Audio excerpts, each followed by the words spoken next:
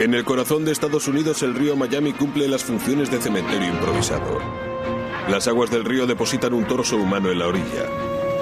El atroz descubrimiento deja a los investigadores sumidos en un mar de preguntas sin respuesta.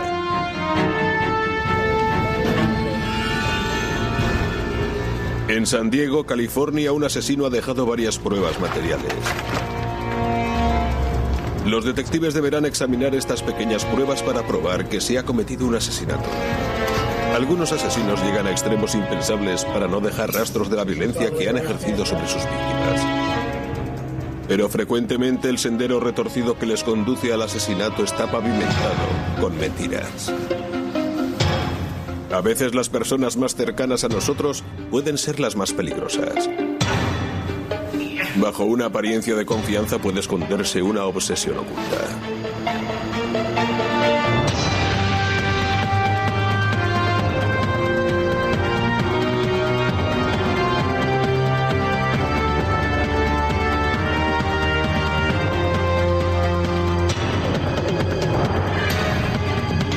Los nuevos detectives. Estudio de casos de ciencia forense. Obsesión oculta. En este episodio hemos cambiado algunos nombres. Los habitantes de Hamilton, Ohio, disfrutan de una vida plácida y tranquila. Su tasa de criminalidad es muy inferior a la de la ciudad de Cincinnati. Pero el 13 de abril de 1998 las diferencias no parecían tan grandes. Una pareja descubrió que las aguas del río Miami habían depositado un torso humano en la orilla y llamó a la oficina del sheriff del condado de Butler. El teniente Anthony Dwyer fue el encargado de dirigir la investigación del caso. También fue él el primero en examinar de cerca los restos mortales. Como el cadáver había estado en el río, presentaba un avanzado estado de descomposición y era apenas reconocible. Descubrimos el torso cuando el agua lo depositó en la orilla del río. Se notaba que pertenecía a una persona blanca, pero no podíamos decir si era hombre o mujer debido al estado del cadáver. Los investigadores no pudieron obtener mucha información del torso. Pero había algo que estaba claro: aquello no había sido un accidente. Los investigadores continuaron registrando la zona en busca de otras partes del cadáver o de pistas que les ayudaran a identificar el torso. No encontraron nada. El doctor Richard Buckhart, forense del condado de Butler, practicó la autopsia. Sin cabeza ni huellas dactilares que pudieran servirle de guía, la identificación del cadáver era difícil. Además, había un reto añadido. Lo primero era establecer el género de la víctima. Lo más curioso del torso es que en un principio nos sentimos incapaces de establecer si era hombre o mujer. Tras examinar el abdomen bajo o la pelvis, descubrimos la presencia del útero y los ovarios.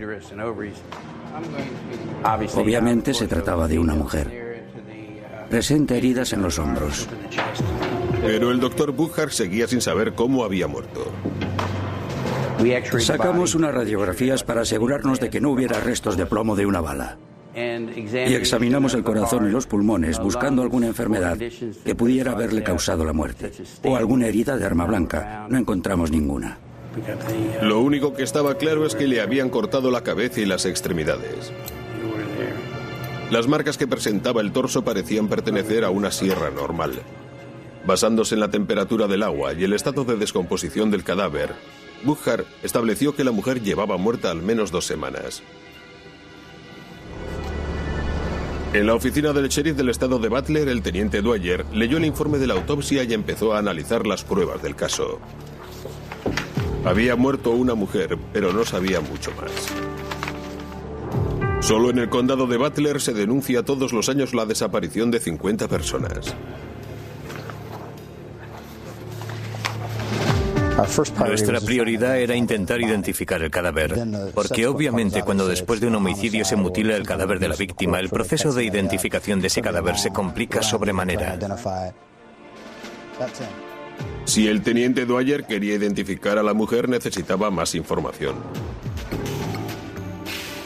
Para estrechar los límites de la búsqueda, los investigadores acudieron a la doctora Elizabeth Murray, una antropóloga de la Universidad del Monte San José de Cincinnati.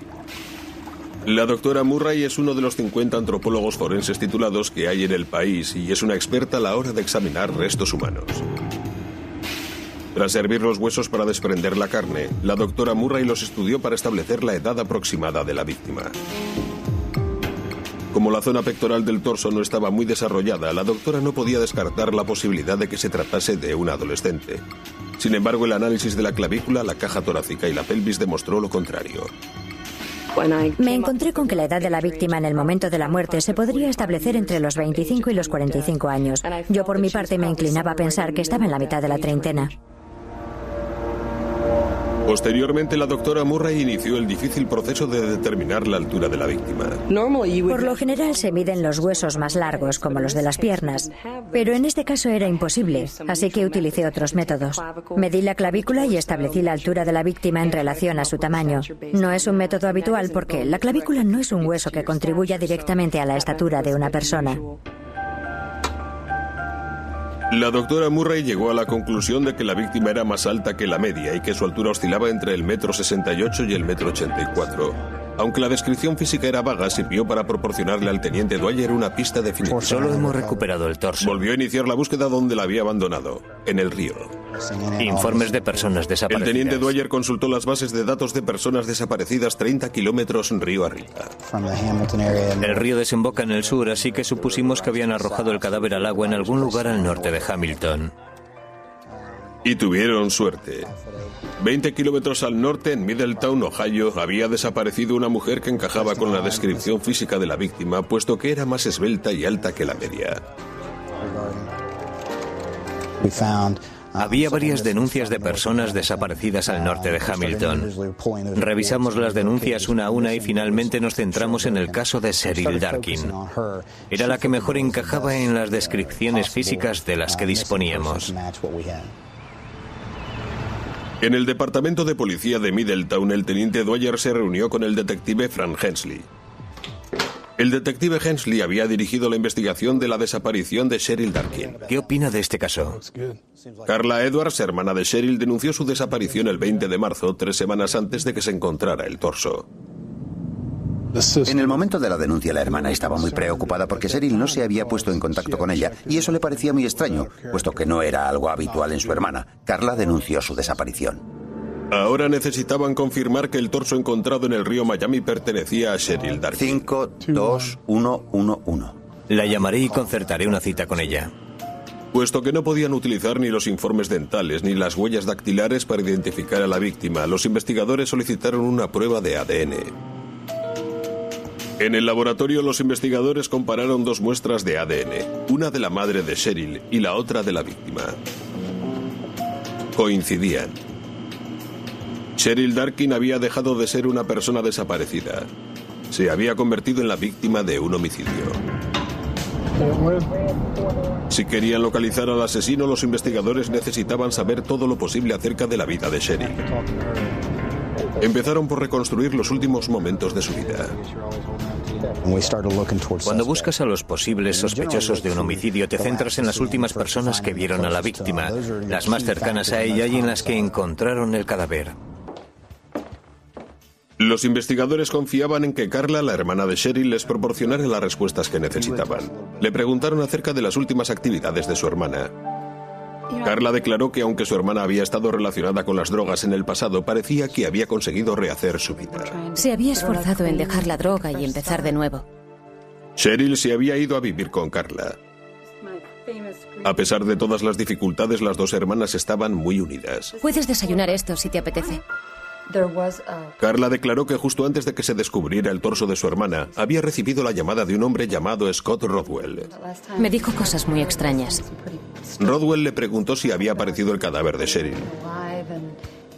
También le hizo algunos comentarios acerca de que podían haberla descuartizado y guardado sus restos en una nevera. Es suficiente. Si recuerda algo más, llámenos. Gracias. Muchas gracias. Esta información convirtió a Rodwell en el principal sospechoso del caso. Su historial criminal demostraba que había sido detenido varias veces y acusado de malos tratos por su exmujer. El señor Rodwell vivía cerca del río y había otra serie de datos que le convertían en potencial sospechoso. El señor Rodwell vivía en Middletown y era un amigo cercano de Cheryl. Ella había pasado algún tiempo en su casa y le llamaba con frecuencia. Siéntese, por favor. El teniente Dwyer interrogó a Scott Rodwell en la oficina del sheriff del ¿Cómo condado está, de Scott? Baxter. Le agradezco que haya venido. Sí. Rodwell declaró que había oído rumores de que un traficante de drogas local había asesinado y descuartizado a una mujer que encajaba con la descripción de su amiga Cheryl Darkin. Hace 2 o 3 años. Rodwell desconocía el nombre de ese hombre, pero accedió a ayudar a la policía en todo Quiero lo que enseñarle estuviera a su algo. mano. Una de las primeras cosas que hicimos cuando nos centramos en Scott Rodwell como posible sospechoso fue estudiar sus llamadas telefónicas. Eso nos permitió conocer las llamadas que le había hecho la víctima y saber hasta qué día seguía viva.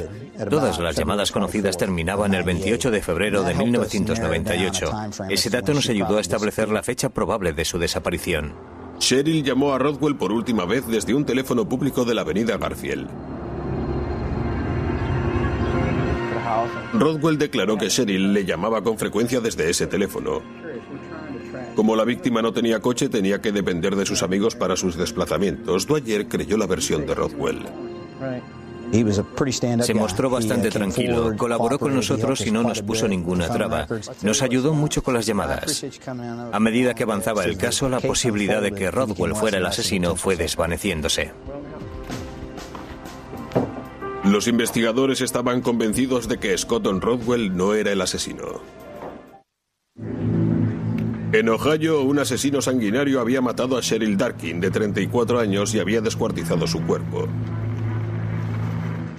Los restos de Cheryl fueron enviados al doctor Stephen Sims, del Centro Forense Regional de la Universidad de Tennessee.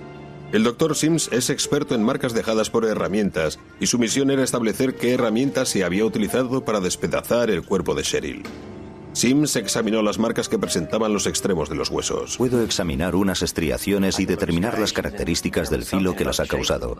En este caso se trataba de un corte muy especial, en el que las estriaciones o marcas de los cortes en la superficie del hueso no eran rectas. De hecho, mostraban una curvatura con un radio fijo. También comprobé que había numerosos inicios falsos que generalmente indican la utilización de una sierra mecánica. La hoja no penetraba bien en los huesos y el criminal tuvo que atacarlos desde diferentes ángulos. El hecho de que la hoja fuera redonda, hubiera efectuado el corte a gran velocidad y que recibiera una gran cantidad de energía nos indicaba que la herramienta utilizada había sido una sierra mecánica circular. Hubiera sido difícil cortar los huesos y los tejidos con una sierra manual.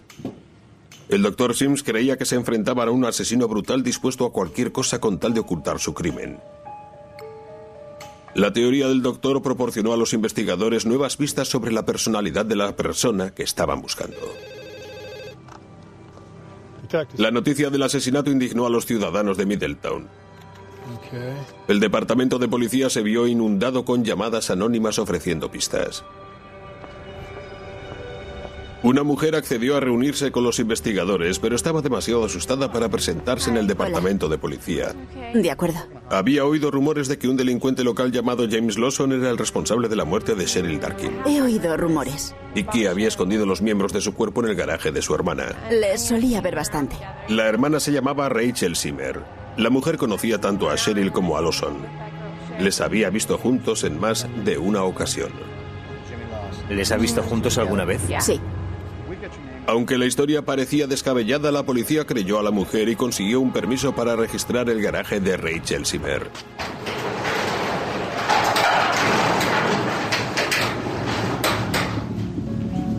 Los investigadores registraron el garaje en busca de pistas. Aunque no encontraron nada, la búsqueda sirvió para darle un nuevo impulso al caso. A partir de entonces, se desató una oleada de actividad. Estábamos en la misma calle en la que vivía el señor Lawson, y mientras nosotros estábamos registrando el garaje de su hermana, el señor Lawson empezó a arrancar la moqueta y pintar las paredes de su casa. Había hecho algunas obras, lo que arrojó aún más sospechas sobre él. Entonces recibimos otra llamada de una mujer que nos dijo que había unas manchas en la moqueta del Lawson, que él había intentado eliminar. Mientras los investigadores esperaban la orden de registro para entrar en casa de Lawson, introdujeron el nombre de James Lawson en la base de datos criminal nacional. Parece que tiene antecedentes. Sí. El sospechoso se había visto envuelto en problemas con anterioridad. Sí. Su exmujer le había acusado de invasión de propiedad privada. ¿En el 94? Queremos hacerle unas preguntas. El teniente Anthony Dwyer y el detective Frank Hensley se presentaron ante James Lawson con una orden de registro. Me pondré una camisa. Lawson accedió a acompañarles a la comisaría para ser interrogado.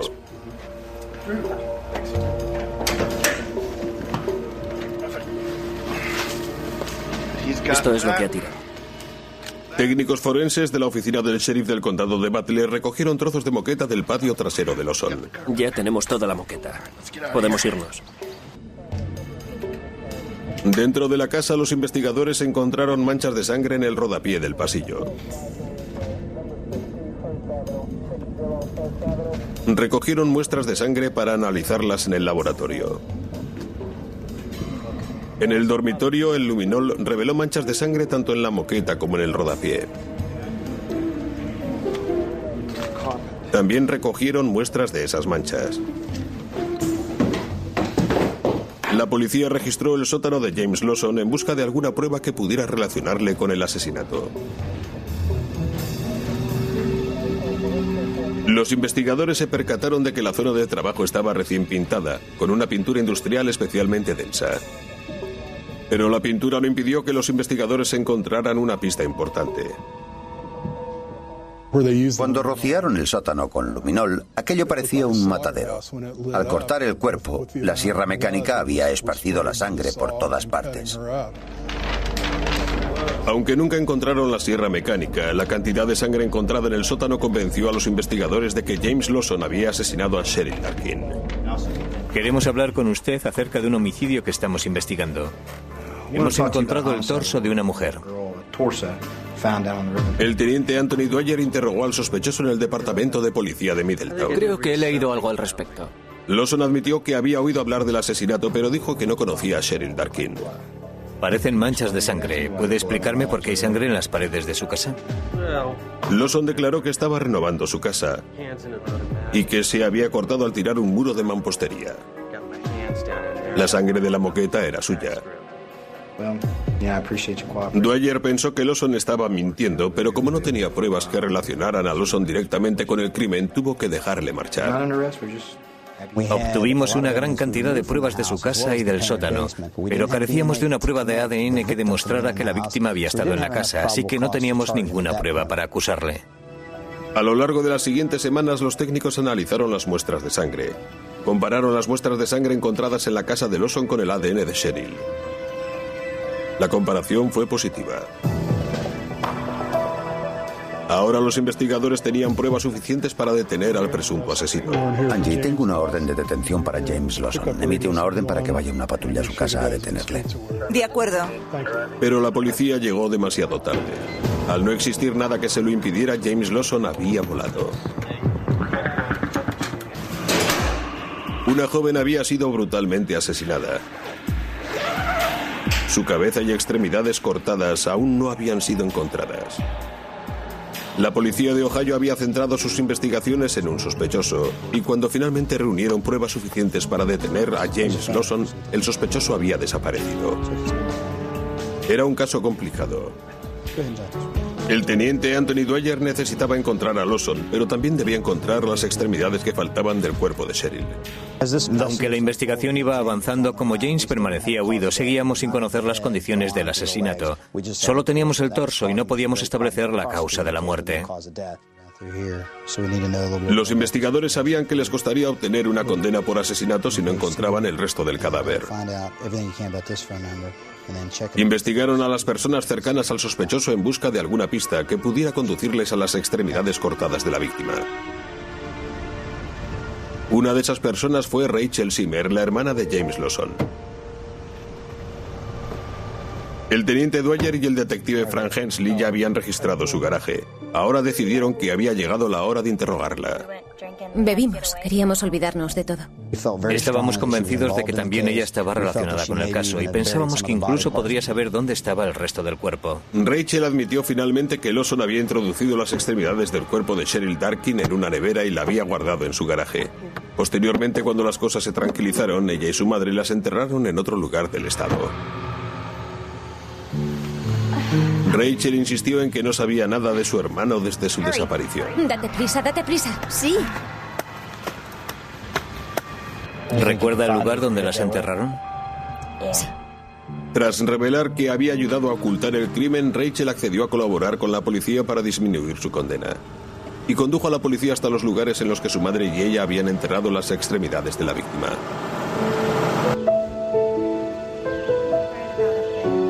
Aparcamos en una zona apartada y nos adentramos en el bosque. Había un sendero. La señora Zimmer vino hacia la carretera y nos dijo hasta qué lugar había caminado cuando enterró las extremidades. Aquí, en esta zona de aquí. Empezaremos a cavar aquí. Los investigadores encontraron un cráneo enterrado en una fosa poco profunda. Cavamos un poco y descubrimos la parte superior de la cara de Cheryl. A medida que le íbamos quitando la tierra de encima, veíamos cómo iba surgiendo el esmalte de sus dientes. En ese momento nos detuvimos para que la antropóloga forense, la doctora Murray, se encargara de la exhumación del cadáver. Aquí el teniente Dwyer. Sí, avisa urgentemente a los detectives. Necesitamos que vengan inmediatamente a acordonar la zona. Apoyada por un equipo de antropólogos y agentes de policía, la doctora Elizabeth Murray exhumó los restos del cuerpo de Cheryl Darkin.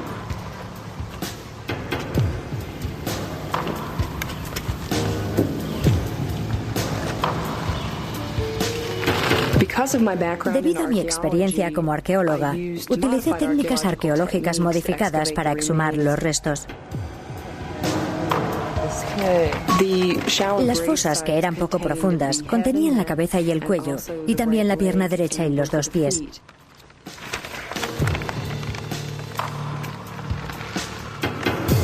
Tras procesar los restos, la doctora Murray examinó el cráneo para establecer la causa de la muerte. El cráneo presentaba al menos 4 impactos. Tenía un golpe en la zona de la mejilla que se extendía hasta la nariz, por lo que es posible que recibiera 1 o 2 golpes diferentes en el rostro. Y tenía un corte profundo aquí, encima del labio, que nos indicaba que el arma podía haber tenido alguna especie de filo. También había otra zona dañada en uno de los laterales del cráneo. Esta parte había recibido un fuerte golpe y una gran porción del hueso había sido desplazada hacia dentro del cráneo desde uno de los laterales. Finalmente tenía una pequeña lesión detrás de la oreja, como si hubiera recibido un impacto por detrás. Era evidente que la víctima había sido golpeada con un objeto contundente. Las pruebas de laboratorio confirmaron las sospechas de los investigadores. Las muestras de ADN obtenidas del torso, el cráneo y las extremidades coincidían por completo. Todas las partes pertenecían a Cheryl Darkin. Ahora la policía volvió sus ojos hacia una de las personas que había ayudado a Lawson a deshacerse del cadáver, su madre. Espósenla. Susan Abdow, de 46 años, fue detenida en su casa el 1 de septiembre de 1998.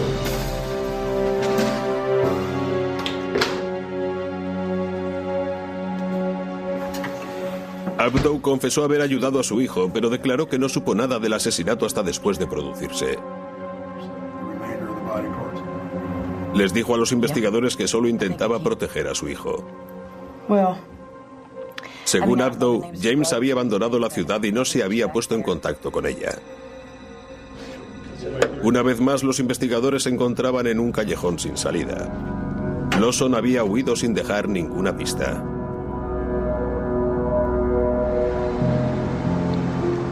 Meses después, Dwyer recibió una llamada telefónica. Un programa de televisión que presentaba casos criminales se puso en contacto con nosotros para mostrar a Lawson como un sospechoso huido de la policía.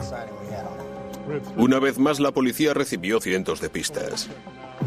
Entre ellas la llamada de una anciana de Indiana. Sección de detectives, Hansley.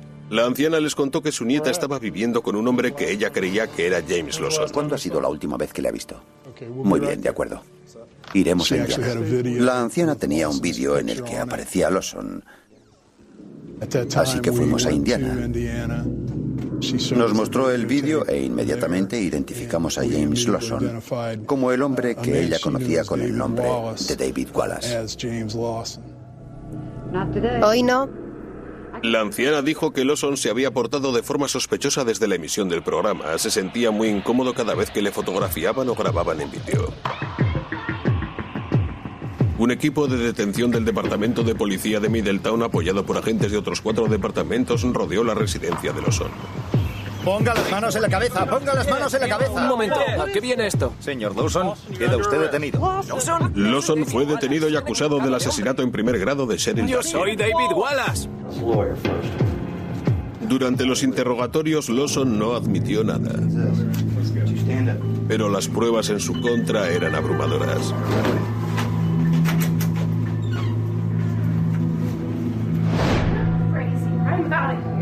¡Déjame en paz! Basándose en las pruebas recogidas, los investigadores llegaron a la conclusión de que Cheryl había pasado la noche en casa de Lawson.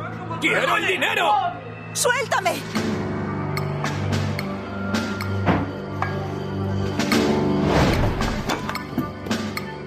Después de que éste la recogiera en el teléfono público desde el que le había llamado, la pareja discutió, Lawson perdió los nervios y Cheryl pagó un precio trágico. Luego arrojó su cadáver en el río Miami con la esperanza de que desapareciera para siempre. El 13 de diciembre de 1999, James Lawson fue condenado por asesinar y descuartizar a Cheryl Darkin. Recibió una sentencia de 21 años a cadena perpetua por asesinato, ocultación de pruebas y ultraje de un cadáver. En el verano de 2000 se realizó un desagradable descubrimiento en San Diego, California.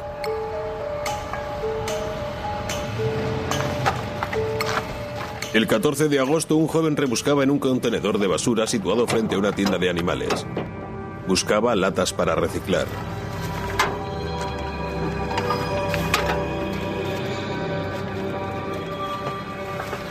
Dentro de una bolsa de papel vio algo que le dejó helado.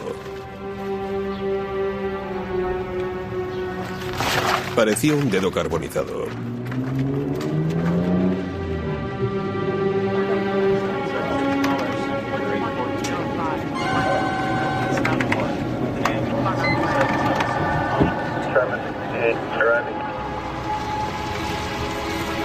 Los investigadores del Departamento de Policía de San Diego acudieron a la llamada del joven.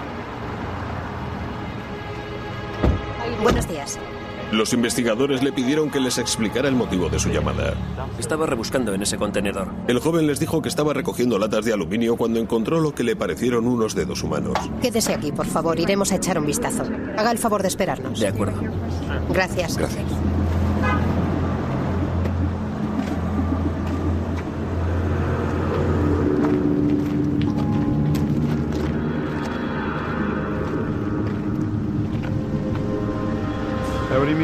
Aunque parecían ser las puntas de unos dedos humanos, los detectives querían estar totalmente Llama al seguros. especialista forense. Los detectives llamaron a los expertos para que analizaran los dedos.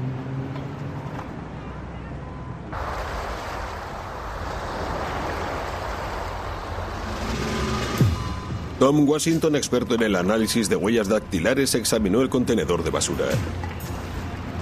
Para evitar la contaminación de las pruebas, aisló cada pieza encontrada en papel blanco de laboratorio. El experto fue consciente enseguida de que se trataba de un caso poco corriente. Supe que eran dedos humanos porque conservaban las uñas. El experto encontró en total las puntas de 8 dedos. Los investigadores registraron el contenedor a conciencia, teniendo cuidado de no alterar ninguna posible prueba. Junto a los dedos encontraron otra serie de objetos, incluyendo una cizalla. La cizalla tenía un código de barras con su correspondiente número. La policía confiaba en que les sirviera para localizar la tienda en la que fue adquirida. Pero el descubrimiento más escalofriante fue una página manuscrita en la que se relataba el crimen paso a paso. Había algunas hojas con diversas anotaciones. Era una de esas listas en las que anotas las cosas que tienes que hacer. Cosas como alquilar un vehículo lo suficientemente grande como para que quepa un cadáver, hora en la que salgo de trabajar, consolar a la familia de la víctima. Básicamente el asesino había anotado las cosas que había planeado hacer. Las pruebas encontradas en el contenedor apuntaban a un crimen que había sido cuidadosamente planeado y brutalmente ejecutado. El objetivo del asesino era que la identidad de la víctima constituyera un misterio. La policía de San Diego se enfrentaba a un caso complejo. El sargento Bill Holmes sabía que su resolución no sería fácil. En un principio no teníamos ninguna pista. Cuando no sabes cuál ha podido ser la escena del crimen o dónde está el resto del cadáver, el reto es considerable. El experto forense Tom Washington examinó los dedos. El principal reto era identificar a la víctima. Teníamos los dedos, pero no sabíamos a quién pertenecían. Los dedos estaban tan carbonizados que no era posible identificar las huellas dactilares. Los investigadores sabían que necesitaban más información si querían descubrir a quién pertenecían aquellos dedos y por qué habían acabado en un contenedor.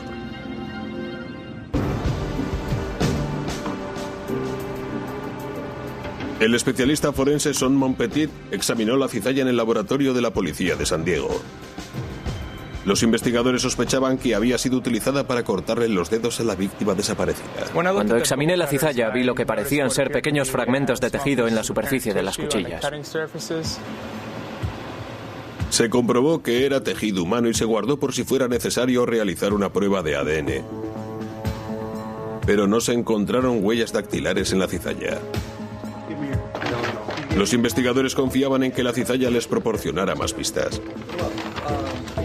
A partir del número del código de barras, el detective Bill Holmes intentó localizar la tienda en la que había sido adquirida. Mis hombres visitaron algunos almacenes de la zona y conseguimos localizar el lugar en el que había sido adquirida. La habían pagado con una tarjeta de crédito. Pero debido a la hora en la que conseguimos la información, no pudimos acceder al ordenador para conocer a quién pertenecía la tarjeta.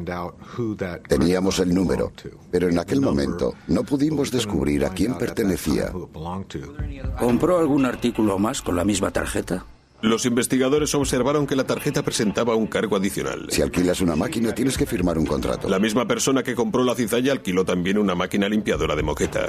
Posteriormente supimos que también había utilizado la tarjeta para pagar el alquiler de una máquina limpiamoquetas en el mismo almacén.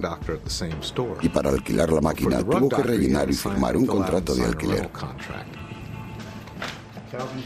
El contrato de alquiler estaba a nombre de Calvin Parker. Ahora la policía tenía una pista sólida que seguir.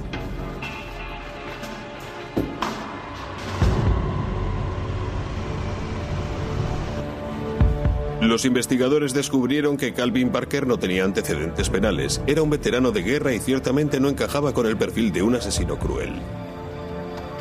Los detectives estaban empezando a pensar que se habían equivocado de hombre hasta que tuvieron un golpe de suerte. Dos vecinas de Carlsbad, una localidad situada a unos kilómetros al norte de San Diego, descubrieron algo extraño en su paseo diario. Estábamos paseando cuando hemos visto un cubo de basura que nos ha parecido sospechoso. Aunque era un cubo de basura corriente, la tapa estaba asegurada firmemente con cinta aislante. Quédense cerca del coche mientras echo un vistazo, ¿de acuerdo?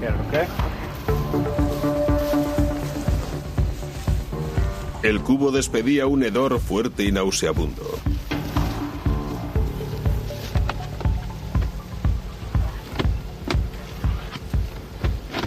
El agente abrió el cubo y descubrió el cadáver de una mujer.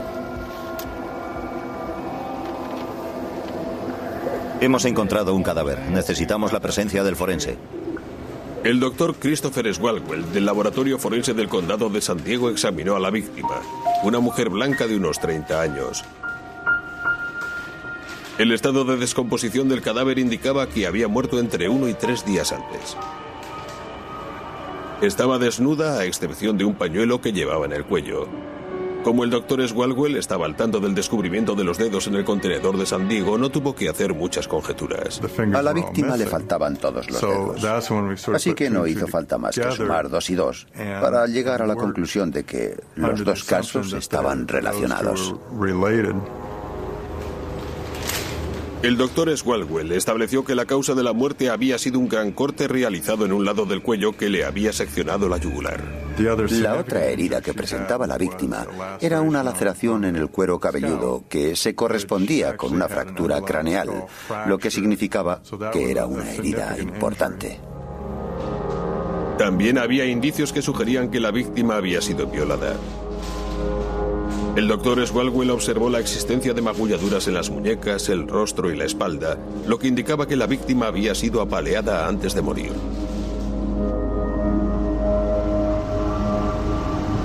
En el mismo laboratorio, el doctor Norman Spaber, experto en marcas dejadas por herramientas, examinó las extrañas marcas que presentaba el cadáver de la víctima. El doctor Spaber creía que el asesino le había esposado las manos a la espalda y que las esposas habían dejado unas marcas profundas en las muñecas y en la espalda de la víctima. Solicitamos unas esposas al Departamento de Policía de San Diego. Se las puse en las muñecas. Coloqué a la víctima boca abajo en la mesa de laboratorio y comprobé que las esposas quedaban exactamente en el lugar en el que la espalda baja de la víctima presentaba una marca horizontal.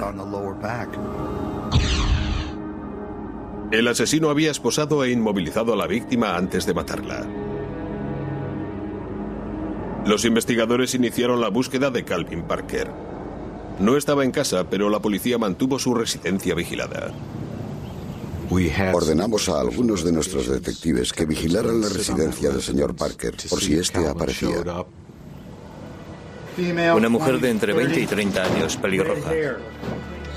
Aunque los investigadores estaban haciendo progresos, aún seguían sin identificar a la víctima. Estudiaron las denuncias de personas desaparecidas en los últimos días con la esperanza de ponerle un nombre al cadáver. Pero no encontraron nada que pudiera coincidir ni remotamente con la descripción de la víctima, ni en el condado de San Diego ni en las zonas adyacentes. Cuando se hizo pública la noticia del atroz asesinato, varios ciudadanos aportaron información de interés. Una testigo vivía en un apartamento situado enfrente del contenedor y había visto algo extraño la noche anterior al descubrimiento de los dedos. Se bajó de la camioneta y abrió el maletero. La testigo declaró que había visto una camioneta de alquiler estacionar delante del contenedor. Un hombre negro bajó del vehículo, arrojó 2 bolsas al contenedor y se fue.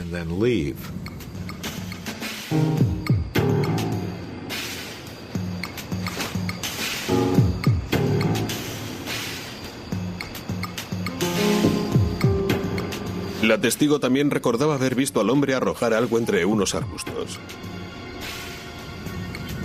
Su impresión inicial fue que había tirado un cigarrillo. Pero no vio que cayera ninguna lumbre ni que saltaran chispas. Los investigadores regresaron al contenedor y registraron la zona. Encontraron la punta del dedo pulgar de la mano derecha de la víctima.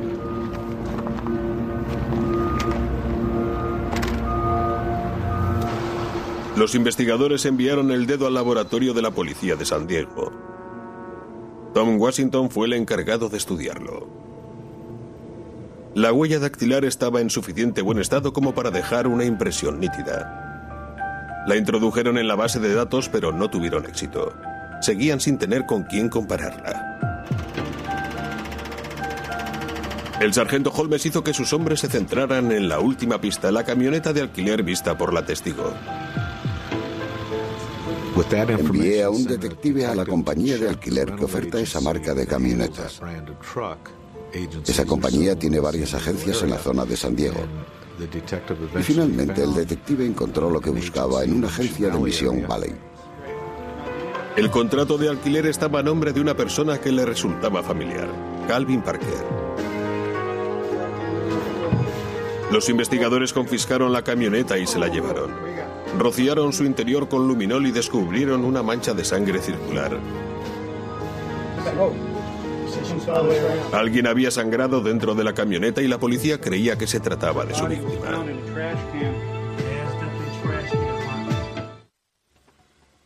En el laboratorio de la policía de San Diego, Son Monpetit comparó los restos de tejido humanos encontrados en la cizalla con el ADN de la víctima. El análisis de ADN de los restos de tejido demostró que pertenecían a la víctima. Posteriormente los comparó con la sangre encontrada en la camioneta. Tanto la sangre como los restos de carne encontrados en la cizalla coincidían con el ADN de la víctima. La policía disponía ya de la prueba directa que necesitaba para obtener una orden de registro del apartamento de Calvin Parker. El detective Bill Holmes se puso al frente del equipo. Teníamos suficiente información para creer que el señor Parker era el responsable de este crimen y que lo más probable era que se hubiera producido en su apartamento. Así que conseguimos una orden de registro para su residencia y su persona. Agentes de policía con una orden de registro piden permiso para entrar. La policía entró con precaución en la residencia del sospechoso.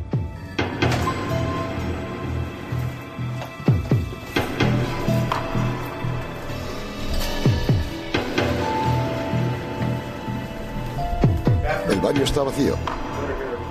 No había ni rastro de él, pero los investigadores encontraron una serie de pistas que les sirvieron para que todas las piezas encajaran en su lugar. Cuando entramos en el apartamento no estábamos seguros de quién era nuestra víctima. No teníamos su nombre. Estábamos seguros de que los dedos encontrados pertenecían al cadáver de Carlsbad, pero no sabíamos a quién pertenecía el cadáver, hasta que entramos en el apartamento del señor Parker. Allí encontramos fotografías de la víctima y su documento de identidad. Se llamaba Misty Geer y compartía el apartamento con Calvin Parker. Durante la semana siguiente, los investigadores trabajaron en turnos de 18 horas para recuperar más de 100 pruebas. Encontramos una gran cantidad de notas y documentos. En la cocina encontramos la solicitud de una tarjeta de crédito con el nombre de Misty. También encontramos algunos de sus cheques extendidos a nombre de Calvin. Y encontramos algunas notas de contenido sexual, tanto en el contenedor como en el apartamento, relacionadas directamente con Misty y que habían sido escritas por el señor Parker. Las pruebas contra Calvin Parker se iban acumulando.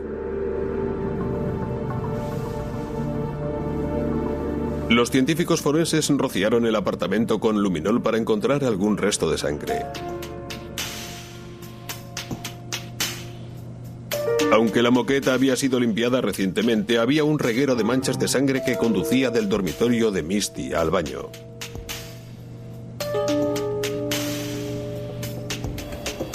En el departamento de policía de San Diego, Tom Washington comparó la huella dactilar del pulgar derecho de la víctima con la huella dactilar impresa en el documento de identidad de Misty.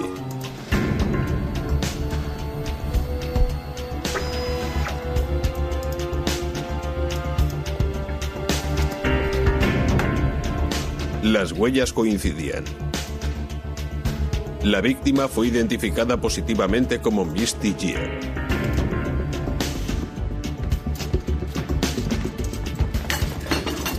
Los investigadores confiaban en que los conocidos de Misty les condujeran hasta Parker. Queremos hacerle unas preguntas sobre Misty Geer. Muy bien. ¿Trabajaba aquí? Interrogaron a sus compañeros de trabajo acerca de la relación de Misty con el sospechoso. Parker y Misty llevaban 3 meses compartiendo el apartamento. Cada uno disponía de su propio dormitorio y su propio baño, y no mantenían relaciones, aunque Parker se sentía atraído por ella. Pero Misty no quería mantener ninguna relación sentimental con el sospechoso.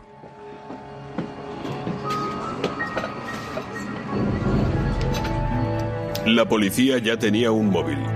Calvin Parker estaba obsesionado con su compañera de apartamento. Pero aún tenían que localizar al sospechoso desaparecido. El apartamento seguía siendo vigilado las 24 horas del día. La mañana del 15 de agosto, Calvin Parker pasó por su apartamento para recoger el correo. Ahí está.